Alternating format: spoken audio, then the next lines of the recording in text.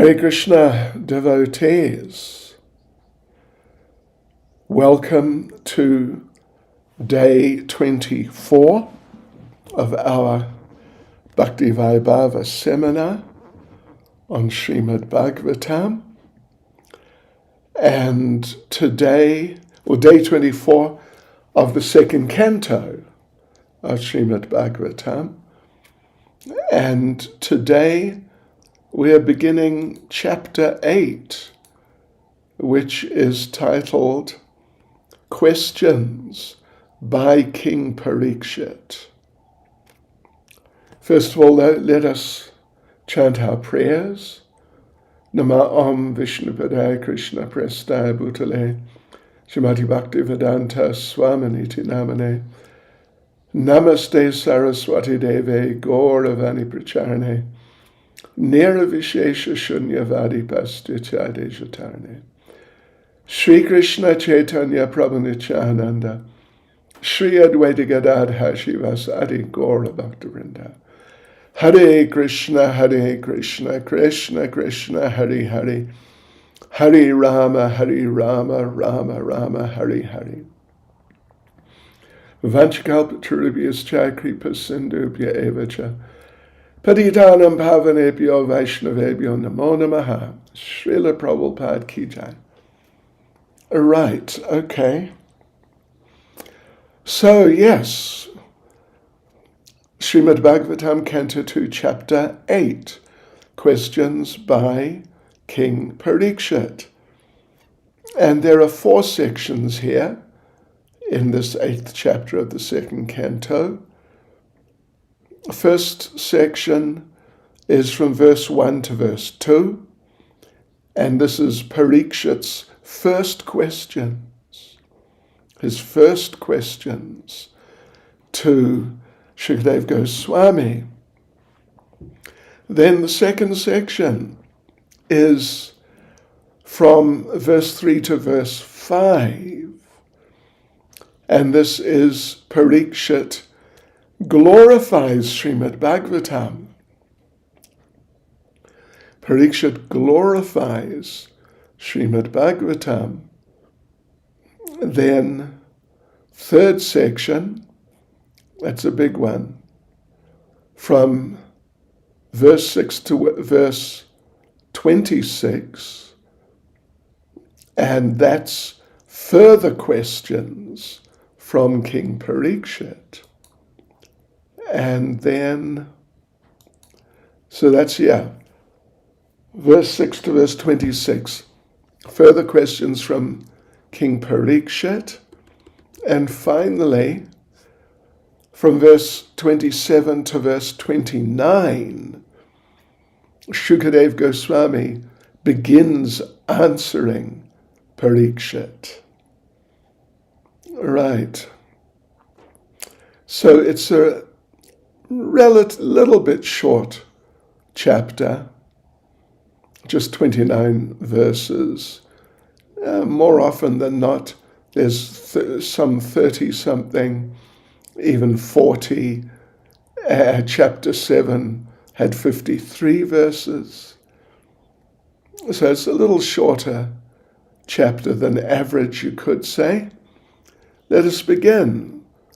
So the first section, as we said, Parikshit's first questions, verse 1 and verse 2. Let's read the verses. Verse 1. King Parikshit inquired from Shukadeva Goswami, how did Narada Muni, whose hearers are as fortunate as those instructed by Lord Brahma, explain the transcendental qualities of the Lord, who is without material qualities, and before whom did he speak? And verse 2, the king said, I wish to know. Narrations concerning the Lord, who possesses wonderful potencies, are certainly auspicious for living beings in all planets. Right. So, okay, let's go through it. King Parikshit inquired from Shukadev Goswami. How did Narada Muni, whose hearers are as fortunate as those instructed by Lord Brahma, explain the transcendental qualities of the Lord, who is without material qualities? And before whom did he speak? And don't forget that at the end, at the end of the 7th chapter, the very last section, Lord Brahma instructed Narada Muni to spread this message of Srimad Bhagavatam, to present it to other people, preach to other people. Right. So this is Parikshit asking Shukadev Goswami, how did Narada do that? Right, so let's have a look at the purport. Narada was instructed by Brahma. We just were reading about that, previous chapter and other chapters. So Narada was instructed by Lord Brahma. Lord Brahma was instructed by the Lord. And Brahma, after being instructed by the Lord, just presented the same thing to Narada, and Narada now is just going to present the same thing to us and to whoever he speaks to. So therefore we can say that Narada's instructions are as good as the Lord's. Or as the verse says, those who hear Narada, they are as fortunate as those who heard from Brahma. In other words, as the generations go by and the person, the devotee who's a disciple today becomes a spiritual master, and he repeats the message which he heard from his spiritual master. If it's done like this, in the spirit that everything is presented as it is, without dilution, without addition or subtraction, without change, then the one who hears today is as fortunate as the one who heard in the past, thousands of years ago even. That's the way of the Vedic system, the way of Vedic knowledge. A disciplic succession works like that. The descending process, just receiving from those who have received in the bona fide ways. Right, so Narada, he always presents himself as being authorized by the Lord, and his presence is as good as the presence of the Lord. This is how parampara works. Prabhupada's emphasizing this. And the simple test is, just look at the instructions. And if you see that the instructions given today are the same as the instructions given by the Lord, well, then it's equal. There's no difference. Yes. So Prabhupada concludes the paragraph, how Narada Muni distributed the transcendental knowledge of the Lord will be explained in later cantos. All right, so there's a short second paragraph here, and Srila Prabhupada presents that the Lord was existing prior to the material creation. So therefore his transcendental name, his transcendental qualities, etc., don't represent any material quality. Therefore, he's described as being aguna. That's in this, in the verse itself, the first verse of chapter 8. Agunasya, the Lord who is without material qualities. Yeah, so in other words, as Prabhupada explains, when the Lord is described as aguna, it doesn't mean he has no qualities of any sort, but he doesn't have qualities according to the gunas, the three material modes, goodness, passion, or ignorance, as the conditioned souls have. And so, therefore, he's transcendental to all material conceptions. And he's aguna. Okay, and so now we go on to verse 2. The king said, I wish to know narrations concerning the Lord, who possesses wonderful potencies, are certainly auspicious for living beings in all planets. So Srila Prabhupada explains that Bhagavatam is full of narrations about the Lord, either directly or indirectly. It's all focused on the Lord. Even something like, for example, in the 4th canto, there's the story of King Puranjan.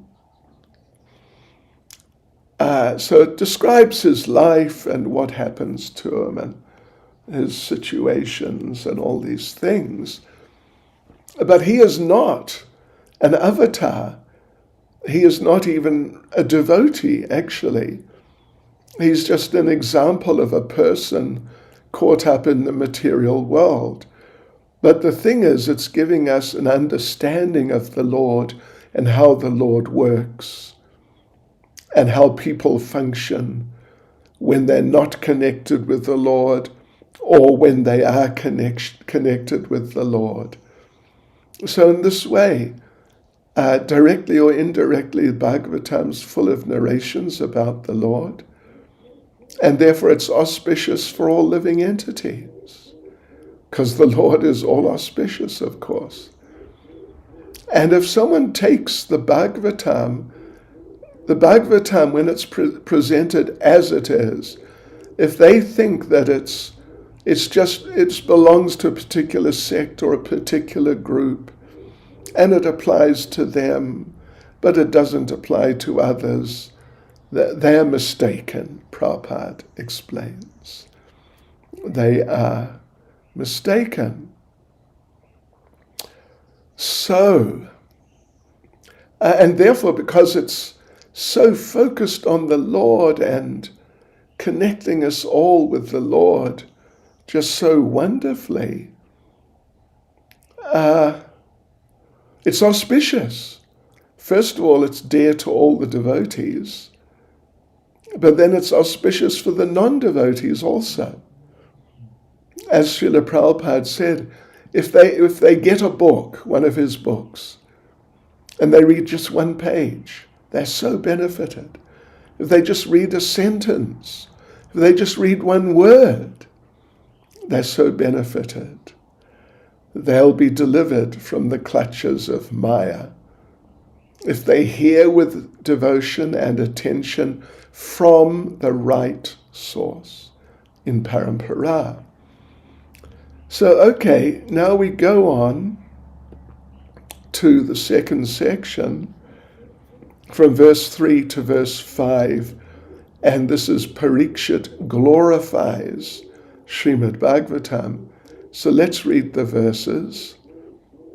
O greatly fortunate Shukadev Goswami, please continue narrating Srimad Bhagavatam so that I can place my mind upon the Supreme Soul, Lord Krishna, and being completely freed from material qualities, thus relinquish this body.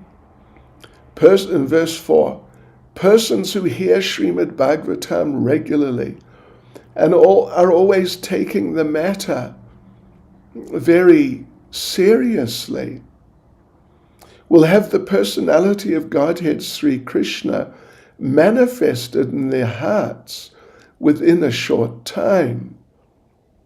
And verse 5, the sound incarnation of Lord Krishna, the Supreme Soul, in other words, Srimad Bhagavatam, enters into the heart of a self-realized devotee, sits on the flower of his loving relationship, and thus cleanses the dust of material association, such as lust, anger, and hankering.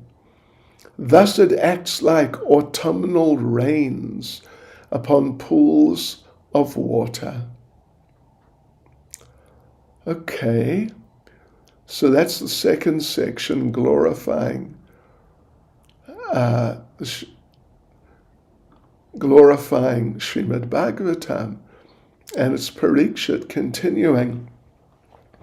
So verse 3 again, O greatly fortunate Shukadev Goswami, please continue narrating Srimad Bhagavatam so that I can place my mind upon the Supreme Soul, Lord Krishna, and being completely freed from material qualities, thus relinquish this body. Okay, so let's have a look at the purport. So Prabhupada explains, if we fully engage in hearing the Bhagavatam, it means we're constantly in the Lord's association. And that means we're liberated from matter. Because, as Prabhupada explains, Krishna is like the sun, Maya is like darkness. Krishna Surya Sama, Maya Haya Andakara. That's how one of our great devotees puts it. Yeah. So yes, the sun dissipates the darkness, of course. So association with Krishna frees one from Maya. And it's that contamination of Maya, of material consciousness, material desires and aspirations, and seeing oneself as a material product whose business is to lord it over material nature. That's the cause of our repeated birth and death. And it has been since time immemorial. And if we don't apply ourselves to Krishna consciousness properly, it will continue to keep us caught up in repeated birth and death. Yes, and rather, if we are focused on the Lord, then we'll be in the Krishna sun, we'll be liberated, we'll be in transcendence. So Prabhupada explains that Parikshit is now a realized soul by the grace of Shukadev Goswami. Prabhupada says Maharaj Parikshit was now a realized soul by the secret of liberation. Yes, that you just, particularly that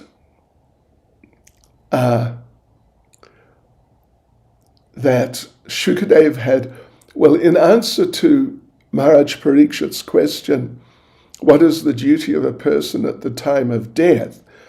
Really, actually he said, what are the duties of all people at all times, but particularly of someone who's at the time of death, and that's him, that's Parikshit. So Shukadev had responded that the duty of a person at the time of death is Ante Narayana Smriti. Ante means the time of death. Narayana Smriti, that one must remember the Supreme Lord at the time of death. And so Parikshit, of course, he's going to leave his body in 7 days. So This is his program, just to fix his mind on Krishna through hearing the Bhagavatam, then give up his body in the presence of all these great devotees and great persons, and in the presence of the Lord in the form of Srimad Bhagavatam. So yes, there's a second paragraph, and Prabhupada, as he does regularly, he explains that hearing Srimad Bhagavatam from professional reciters who are just making a living from it is different from the hearing that Maharaj Parikshit is doing. Yes, Parikshit is already an advanced devotee, actually. Prabhupada says he's a soul realized in the absolute truth, Sri Krishna, whereas your average person isn't. And if they hear Srimad Bhagavatam, they're simply considering it in material terms for material benefit.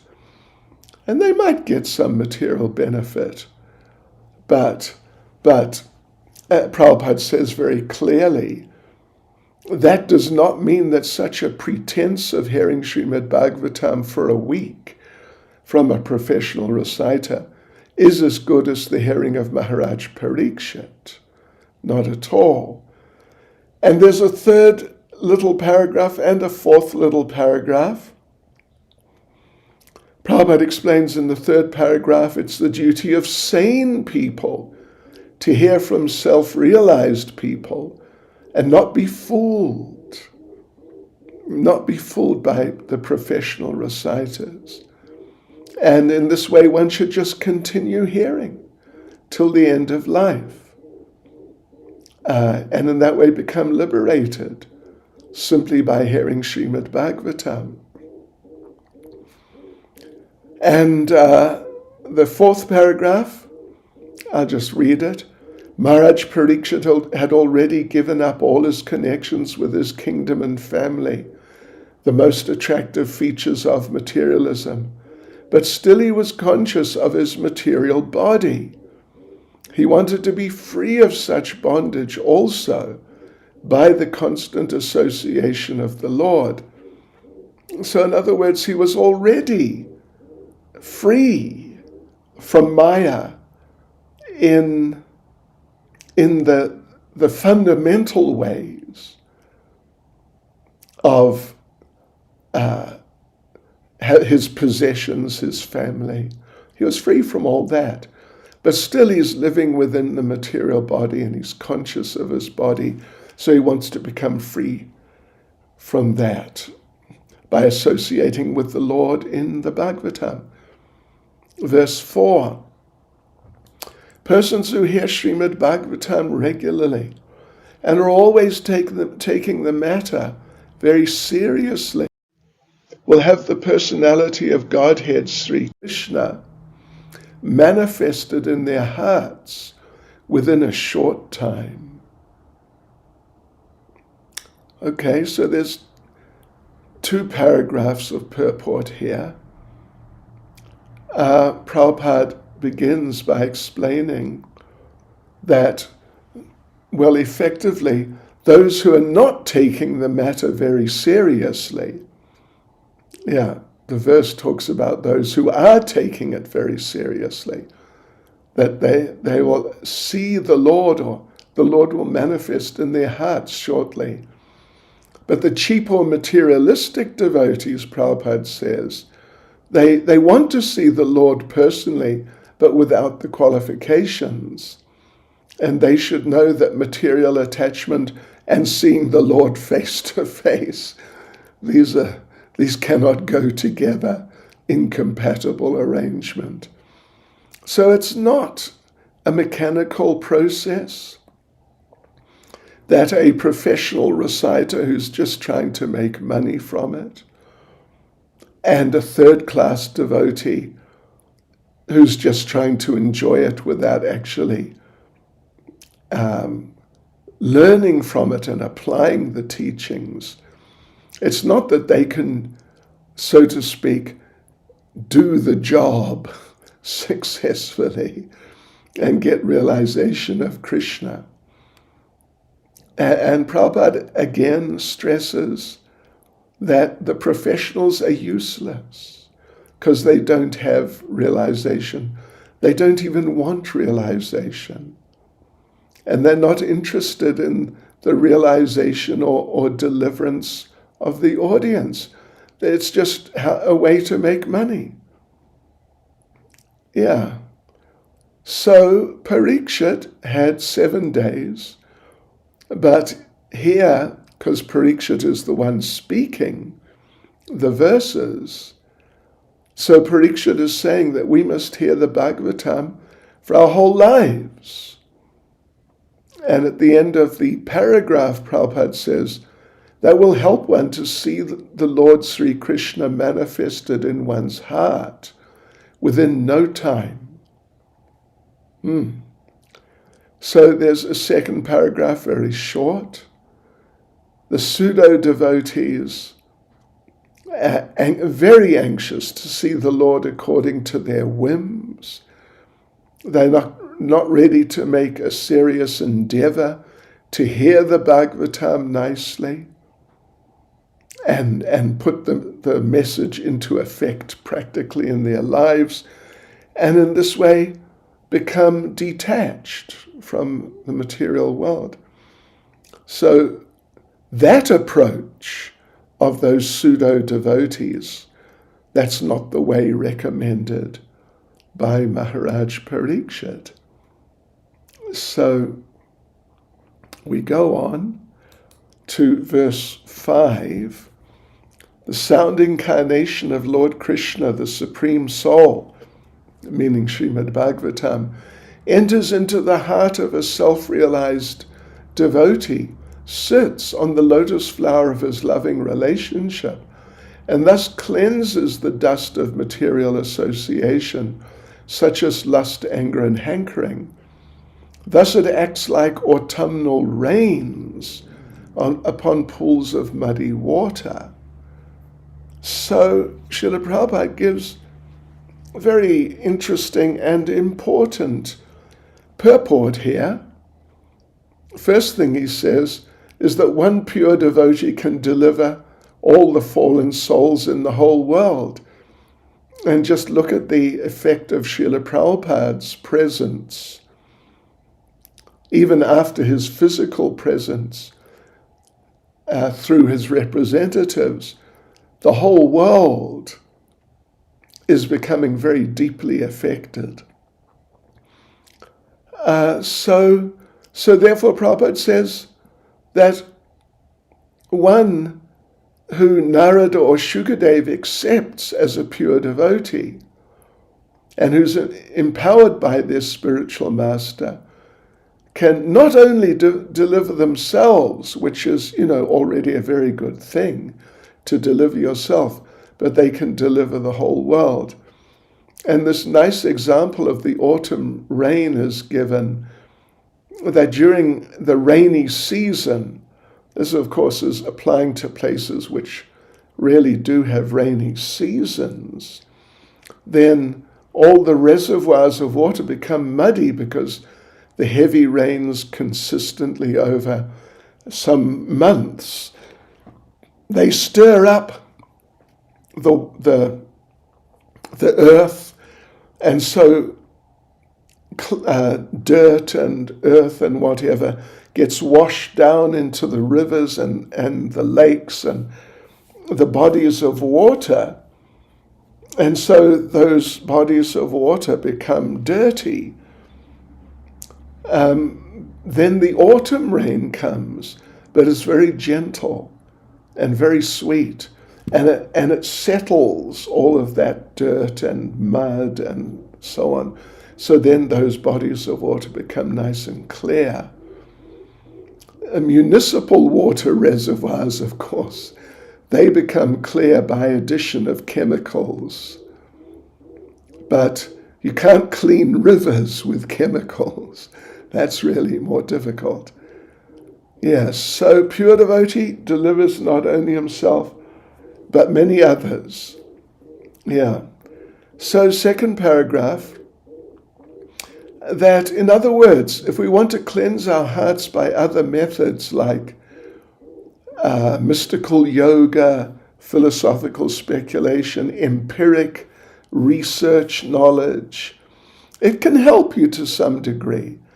But devotional service is so powerful, it can purify everyone on the basis of the devotional service of the pure devotee. Yes. Like the true representatives of the Lord, like Narada Shukadev, Lord Chaitanya, the six Goswamis, Bhaktivinoda Thakur, etc. They can deliver all people by their empowered devotional service. So there's a third paragraph also, that if we sincerely try to hear the Bhagavatam, in due course one realizes one's relationship with the Lord in one of the rasas: servitude, friendship, parental affection, conjugal love.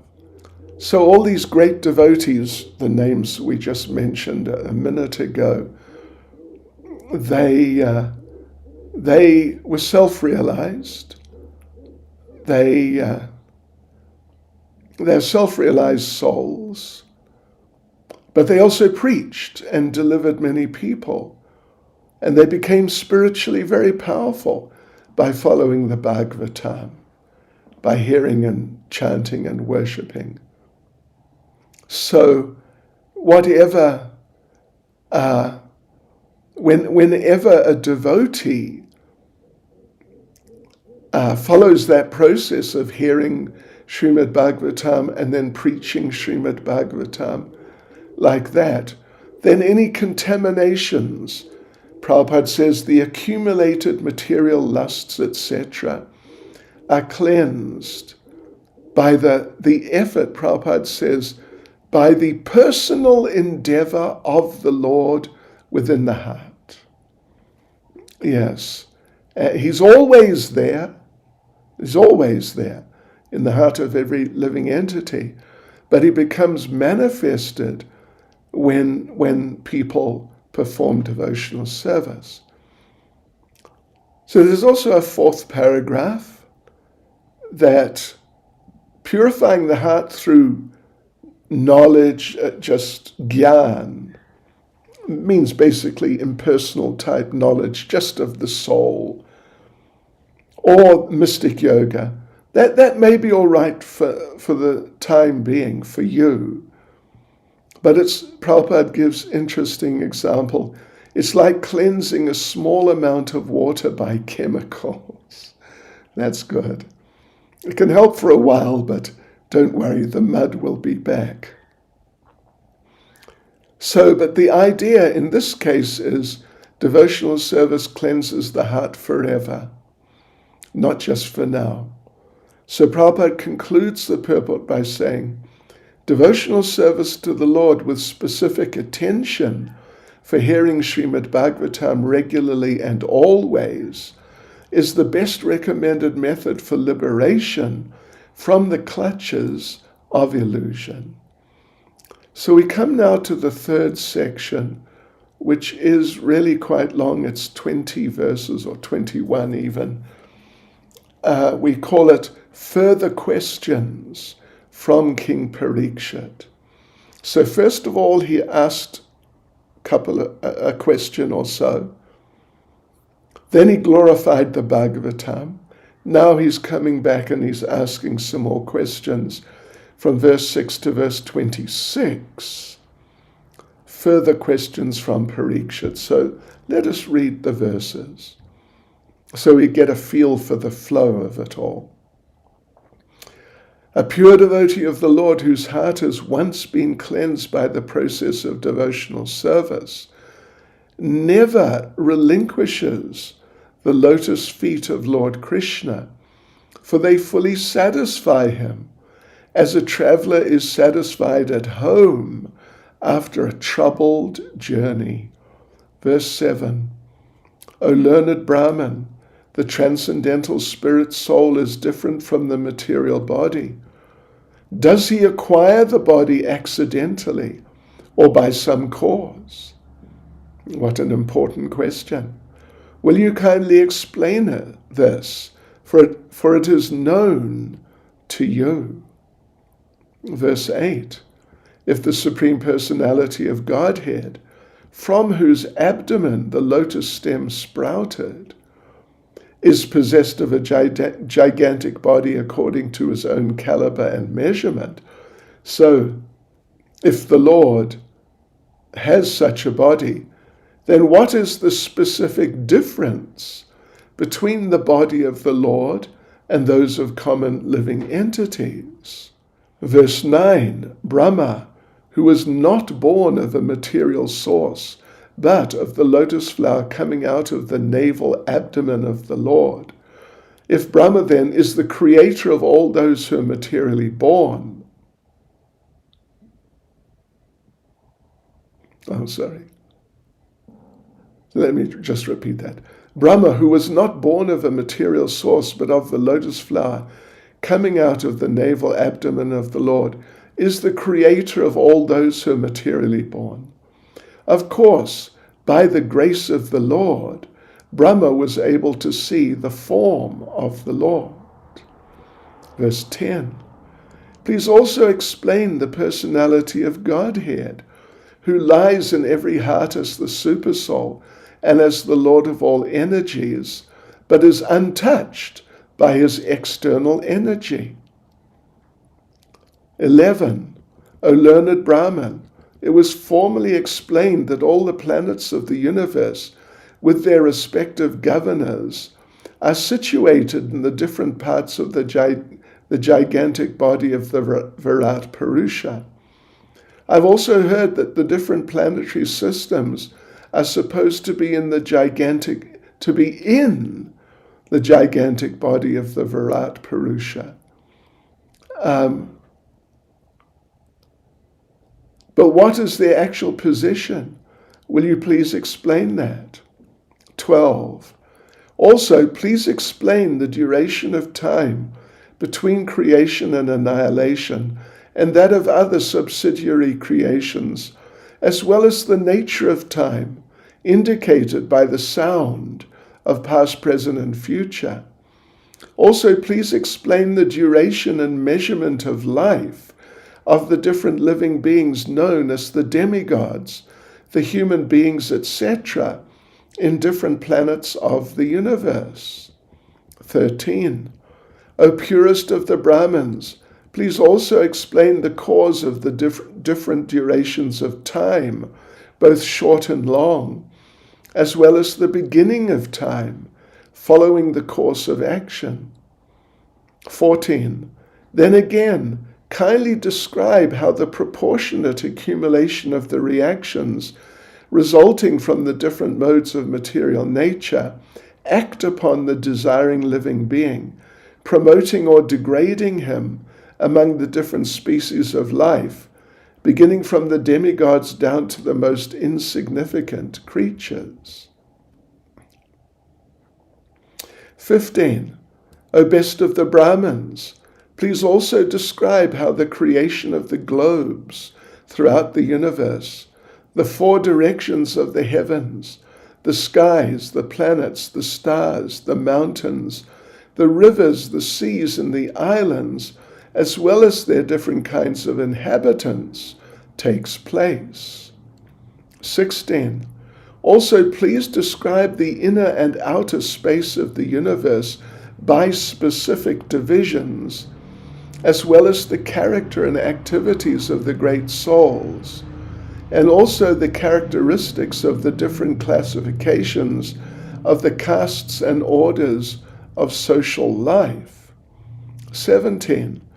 Please explain all the different ages and the duration of the creation, and also the duration of such ages. Also tell me about the different activities of the different incarnations of the Lord in different ages. 18. Please also explain what may generally be the common religious affiliations of human society, as well as their specific occupational duties in religion, the classification of the social orders, as well as the administrative royal orders, and the religious principles for one who may be in distress. Verse 19. Please explain all about the elementary principles of creation, the number of such elementary principles, their causes and their development, and also the process of devotional service and the method of mystic powers. Verse 20. What are the opulences of the great mystics, and what is their ultimate realization? How does the perfect mystic become detached from the subtle astral body? What is the basic knowledge of the Vedic literatures, including the branches of history and the supplementary Puranas? Verse 21. Please explain unto me how the living beings are generated, how they are maintained, and how they are annihilated. Tell me also of the advantages and disadvantages of discharging devotional service unto the Lord. What are the Vedic rituals and injunctions of the supplementary Vedic rites? And what are the procedures of religion, economic development, and sense satisfaction? Verse 22. Please also explain how, merged in the body of the Lord, living beings are created, and how the infidels appear in the world. Also, please explain how the unconditioned living entities exist. 23. The independent personality of Godhead enjoys his pastimes by his internal potency, and at the time of annihilation gives them up to the external potency, and he remains a witness to it all. Verse 24, O great sage, representative of the Lord, kindly satisfy my inquisitiveness in all that I've inquired from you, and all that I may not have inquired from you, from the very beginning of my questionings.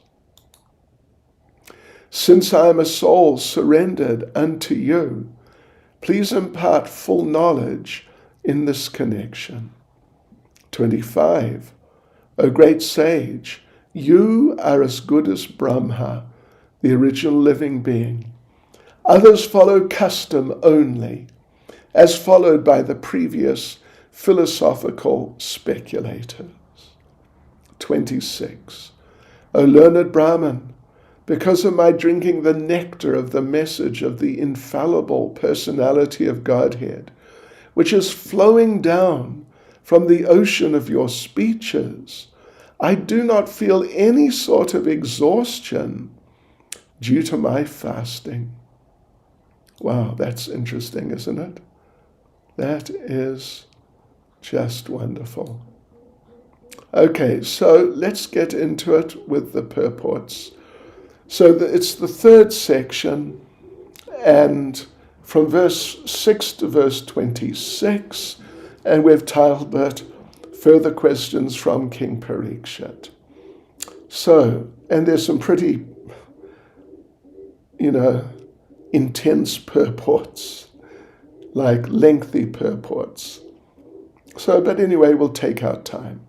Verse 6, a pure devotee of the Lord whose heart has once been cleansed by the process of devotional service never relinquishes the lotus feet of the Lord, for they fully satisfy him, as a traveler is satisfied at home after a troubled journey. So, the verse states, pure devotee of the Lord, whose heart has been cleansed completely. Yeah. never gives up the feet of the Lord, because he gets full satisfaction from them. But Prabhupada begins the purport by saying, one who is not a pure devotee is not fully cleansed in heart. A perfectly cleansed person never gives up devotional service. So, of course, while preaching, while serving the Lord, particularly while preaching, Prabhupada's saying, a devotee may meet difficulties. Those of us who have distributed Prabhupada's books on the streets and done other such preaching activities, we know very well. So a devotee may meet difficulties. For example, Lord Nityananda with Jagai and Madai, or even Jesus, who was killed for his preaching. Lord Nityananda, Jagai and Madai wanted to kill him, and they tried to. Madai particularly really tried. So, but the thing is, interesting point, that even though they're experiencing such difficulties, such real major difficulties, the devotees feel pleasure. And where's it coming from? It's because the Lord is satisfied with their service. And so within the heart he responds. So Prabhupada gives the example of Prahlad. He wasn't exactly preaching directly, at least at that point, but he was a pure devotee and he never forgot the Lord, because the devotee is so purified. The devotee feels, I cannot leave the Lord's shelter. In this way, the devotee has no self-interest, like independent idea what I could do to carry on in life. Now, this is interesting. The devotees always carry on life after life, even after they've left this material world. They continue doing the same things, doing their devotional activities. But this is an interesting difference between the devotees and the jnanis and yogis, the impersonalists and the mystics, that the jnanis and the yogis ultimately give up their practices. But the pure devotees don't and can't. They just feel they can't give up the service of the Lord.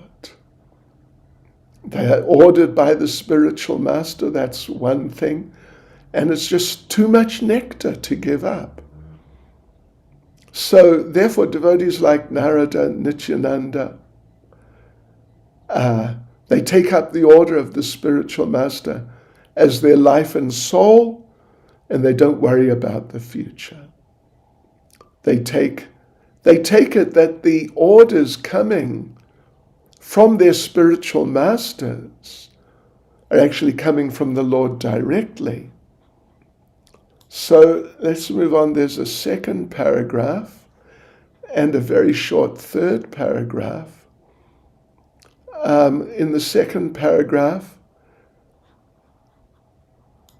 it points out that the example given in the verse of the traveler being satisfied, coming home after a long journey, is a very nice example.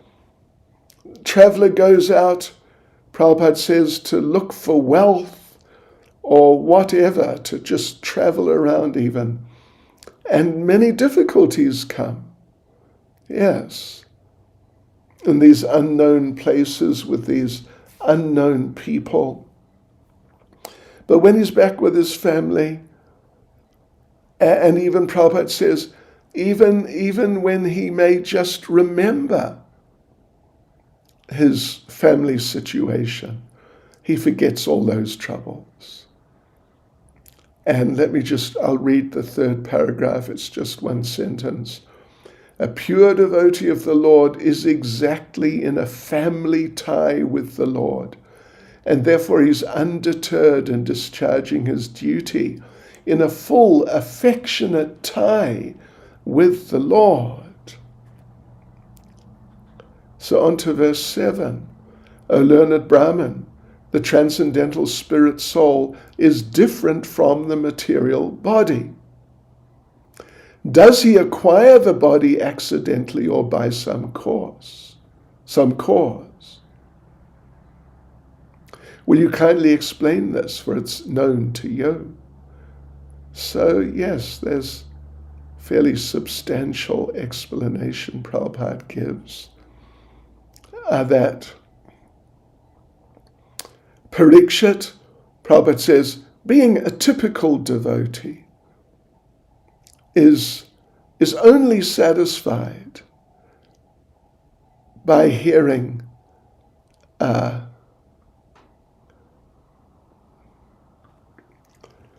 is not only satisfied by confirming the importance of hearing the Bhagavatam from the representative of the Lord, but he is also anxious to establish its philosophical basis. And therefore Srimad Bhagavatam is there, which is the science of the Supreme Lord, and therefore all questions which may arise will be answered, can be answered by Srimad Bhagavatam. And the spiritual master, the devotee on the path of devotional service can inquire from the spiritual master all about these things. The position of the Lord, the position of the living beings. And Prabhupada gives some of that basic information, that this includes studying Bhagavad Gita, Srimad Bhagavatam from the spiritual master, examining the subjects therein like transmigration, causes of material embodiment.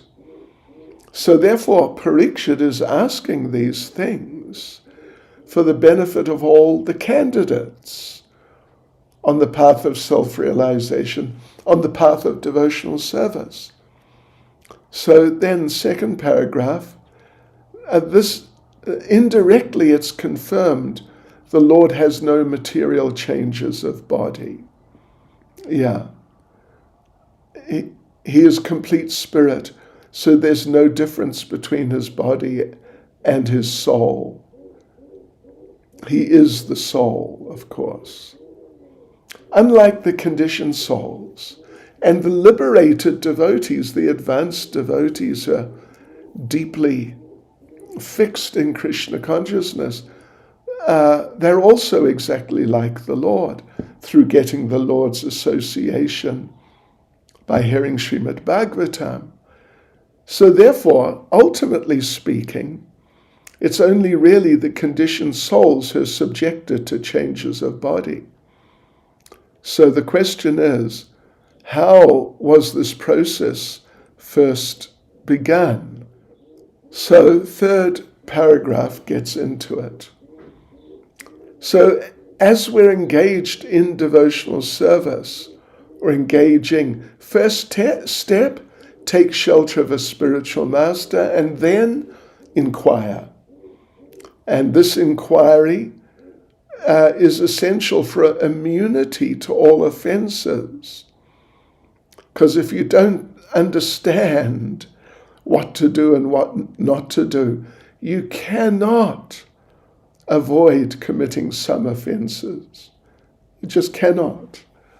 You have to understand the process, what to do and what not to do. So even if someone is already fixed in devotional service, they still have to inquire from the spiritual master. And Prabhupada explains, therefore, the spiritual master has to be well versed to answer these questions. And one who is not well enough versed to answer such questions shouldn't pose as being a spiritual master, and particularly not for material gain. So Prabhupada concludes the purport by saying, It is illegal to become a spiritual master if one is unable to deliver the disciple. That's really important. So, okay, verse 8. If the Supreme Personality of Godhead, from whose abdomen the lotus stem sprouted, is possessed of a gigantic body according to his own caliber and measurement, then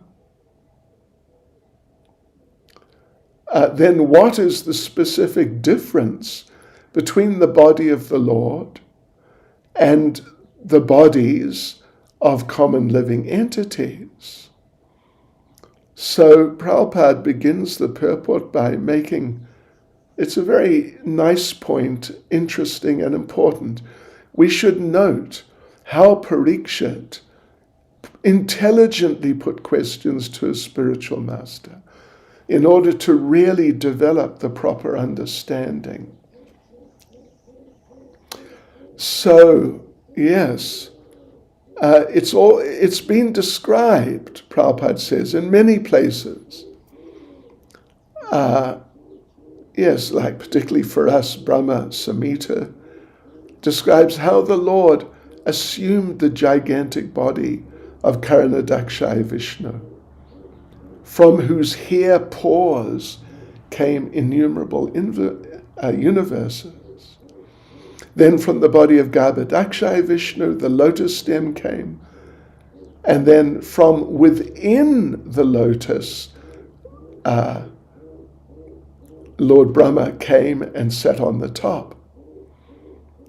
So in the process of creation, the Lord takes a very big body, and living entities take different sizes of bodies, depending on their what birth they're meant to take. So therefore, according to the needs, an elephant gets a big body and an ant gets a small body. So similarly, the Lord assumes a gigantic body to accommodate all the universes, or all the planets within a universe. So it's not different from, Prabhupada says, there's no difference in the principle of assuming or accepting a particular type of body in terms of necessity. So therefore, the jiva and the Lord cannot be distinguished just on the basis of the size of body. Because the Lord ultimately, as Lord Brahma says in Brahma Samhita, and Antarasta Paramanu Chayantarastam, not only does the Lord have a gigantic body which accommodates all the universes and spiritual planets and everything, but he's also so small he's within the atom. So Prabhupada concludes the purport by saying, so the answer depends on the specific significance of the body of the Lord, as distinguished from the body of the common living being. What is the Lord going to do by manifesting himself in this way or that? Like Lord Varaha took the body of a boar because he had to deal with a dirty situation. Verse 9, Brahma, who was not born of a material source, but of the lotus flower coming out of the navel abdomen of the Lord, is the creator of all those who are materially born. Of course, by the grace of the Lord, Brahma was able to see the form of the Lord. So in the verse, Brahma is referred to as Aja, unborn. Aja. Ja is the basis of Janma, meaning birth. So Aja means no birth. So Brahma is called Aja because he didn't take birth from the womb of a mother, but directly from the lotus flower of the Lord. So therefore, it may not be readily understandable whether the body of the Lord and that of Brahma are of the same quality or different. So this has to be understood. Otherwise you might think, because Brahma comes straight from the body of the Lord, so maybe his body is just, the same. So this has to be understood. But one thing, at this point at least, one thing is certain, that Brahma is completely dependent on the mercy of the Lord. Because after his birth, he was only able to create the living beings by the Lord's mercy and to see the Lord by the Lord's mercy. So therefore, Prabhupada concludes the purport, whether the form seen by Brahma is of the same quality as, whether the form seen by Brahma is of the same quality as that of Brahma, is a bewildering question. And Maharaj Parikshit wanted to get clear answers from Srila Shukadev Goswami. I'm going to do one more verse, verse 10. It's just short, and I'll do verse 11 also. So verse 10, please also explain the personality of Godhead who lies in every heart as the Supersoul and as the Lord of all energies, but is untouched by his external energy. And there's just a very short purport, I'll just read it. Undoubtedly, the form of the Lord who was seen by Brahma must be transcendental. Otherwise, how could he simply look upon the creative energy without being touched? It would have affected him. It is understood also that the same Purusha lies in the heart of every living entity. This also requires proper explanation. And verse 11, O learned Brahman, it was formally explained that all the planets of the universe, with their respective governors, are situated in the different parts of the gigantic body of the Virat Purusha. I have also heard that the different planetary systems are supposed to be in the gigantic body of the Virat Purusha. But what is their actual position? Will you please explain that? So there you go, devotees. We will continue on from verse 12 tomorrow. Hare Krishna, Srila Prabhupada Ki Jai.